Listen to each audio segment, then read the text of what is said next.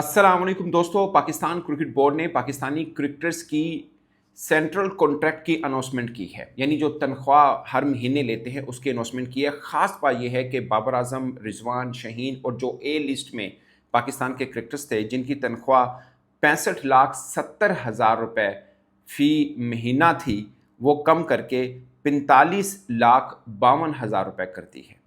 ये मैं आपको अच्छा, सेंट्रल कॉन्ट्रैक्ट होता क्या है? ये पाकिस्तान क्रिकेट बोर्ड अपने क्रिकेटर्स को देता है, दुनिया भर के तमाम बोर्ड अपने क्रिकेटर्स को देते हैं। इसमें ए कैटेगरी होती है, बी होती है, सी होती है। अमूमन सब बोर्ड्स में पाकिस्तान डी भी करता है, कुछ कुछ बोर्ड जो हैं वो डी करते हैं, कुछ उसको इमर्जिंग कैटेगरी लिख देते हैं। तो ये 3-4 कैटेगरी होती हैं। उसमें नंबर 1 ए होती है जिसमें सबसे ज़्यादा तनख्वाह दी जाती है। तो पाकिस्तान क्रिकेट बोर्ड ने अब जो सेंट्रल कॉन्ट्रैक्ट अनाउंस किया है उसमें ए कैटेगरी रखी नहीं है, यानी कोई एक क्रिकेटर भी ऐसा नहीं है जिसकी साल भर में परफॉर्मेंस अच्छी हो। ये बेसिकली परफॉर्मेंस बेस्ड सैलरी होती है जिसका रिव्यू किया जाता है हर साल।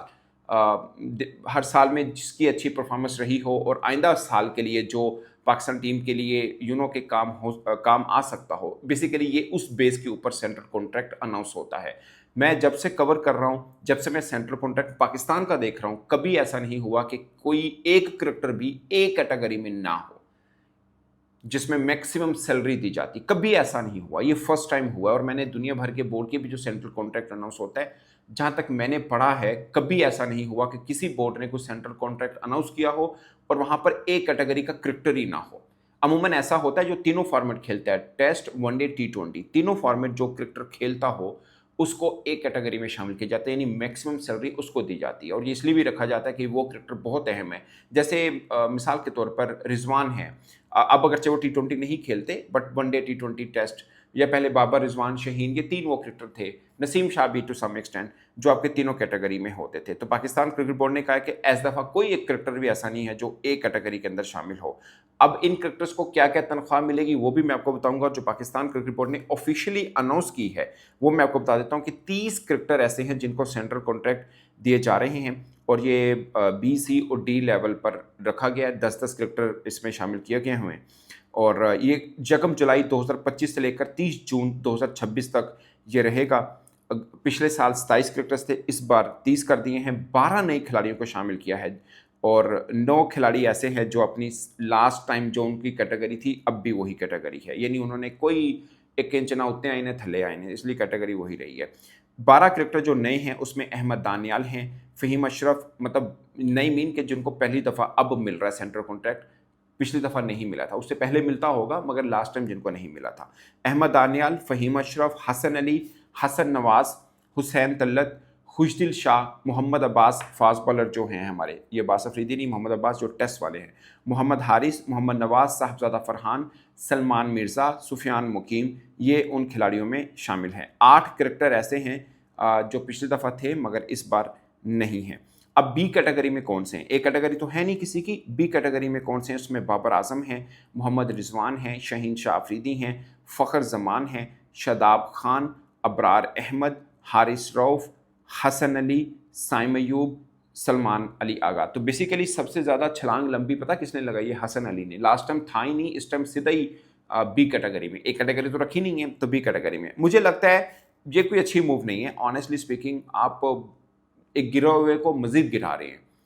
मतलब जग हँसाई है ना कि आपके क्रिकेटर की आपने 20 लाख तनख्वाह कम कर दी है। वो मतलब जो लास्ट टाइम ज़्यादा ले रहे थे 20 लाख, शायद क्रिकेटर्स के लिए फ़र्क तो खैर पड़ता है पाकिस्तानी क्रिकेटर्स को, बट अगेन मुझे लगता है कि ये थोड़ी सी ज़्यादती है, हार्श कॉल है ये शायद। फ़खर जमान जो बीच में इंजरी में झूले, उनकी परफॉर्मेंस की वजह से तो मसला नहीं हुआ, बट इंजरी में झूले, आपने उनको भी बी कैटेगरी में, मतलब ठीक है वो टेस्ट नहीं खेलते हैं बट आपके मेन क्रिकेटर हैं यार, बाबर आजम, फ़खर जमान, शाहीन शाह अफरीदी, रिजवान, इनके साथ ज़्यादती है। आई एम सॉरी टू से, ये गलत है। ठीक है परफॉर्मेंस अच्छी नहीं है, पाकिस्तान हार है और वो सब चीज़ें हैं, बट ज़्यादती है यार। सी कैटेगरी में Abdullah Shafique, Naseem Shah, Saud Shakeel, Faheem Ashraf, Sajid Khan, Mohammad Nawaz, Mohammad Haris wicket keeper batsman, Sahibzada Farhan, Hasan Ali और नुमान अली, ये हैं इसके अंदर जो B category, C category sorry. D category में शान मसूद हैं, हुसैन तल्लत हैं, यानी आपका जो टेस्ट कप्तान है वो सब तो थली कैटेगरी चे।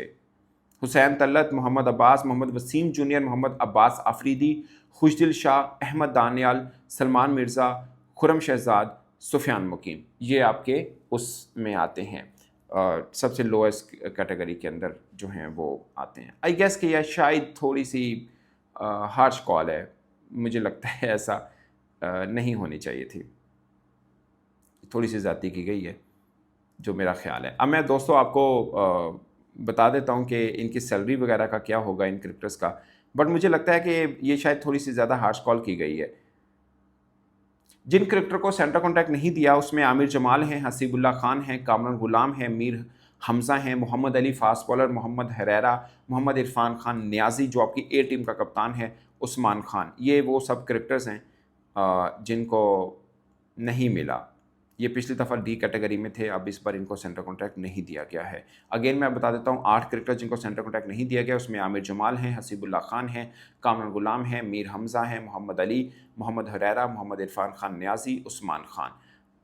ज़्यादती है इनमें से एक दो। इरफान नियाज़ी आपके ए टीम के कप्तान हैं, आपने इनको आखिरी कैटेगरी में नहीं रखा, ये शायद कह रहे हैं। अच्छा, इन क्रिकेटर्स की जो सेंटर कॉन्ट्रैक्ट होता है उसके मुताबिक मैच फीस का भी होता है, बट मैं आपको पहले इनकी तनख्वाह बता देता हूँ। जो एक कैटेगरी है जिसमें कोई क्रिकेटर शामिल नहीं है, उनको 65,70,000 रुपये मिलते थे। बी कैटेगरी जो है उनको तकरीबन 52 लाख मिलते थे, सॉरी 45 लाख मिलते थे। इनकी वैसे तनख्वाह 30 लाख है, बट इनको आईसीसी से शेयर जो मिलता है उसको मिलाकर 15 लाख आईसीसी से शेयर मिल जाता है, तो 45,52,000 इनकी बनती है। सी कैटेगरी के अंदर जो शामिल खिलाड़ी हैं उनको तकरीबन 20,35,000 रुपये पर मंथ जो है वो मिलता है। इसमें इनकी तनख्वाह 10 लाख होती है, 10 लाख इनको आईसीसी से जो रेवेन्यू आता है उसमें से शेयर मिलता है। ये ज़का अशरफ साहब जब पीसीबी चेयरमैन थे, उस वक्त क्रिकेटर्स ने जब 2023 का वर्ल्ड कप खेलने जा रहे थे, उस वक्त उन्होंने प्रोटेस्ट किया था कि नहीं, हमें आईसीसी रेवेन्यू से भी पैसे मिलने चाहिए, यूट्यूब के ऊपर जो हमारी आप वीडियो लगाते हैं उसमें से जो पैसे आते हैं उसमें से भी आप हमें दें। तो ये कल करा के ये पैसे बढ़े हुए थे।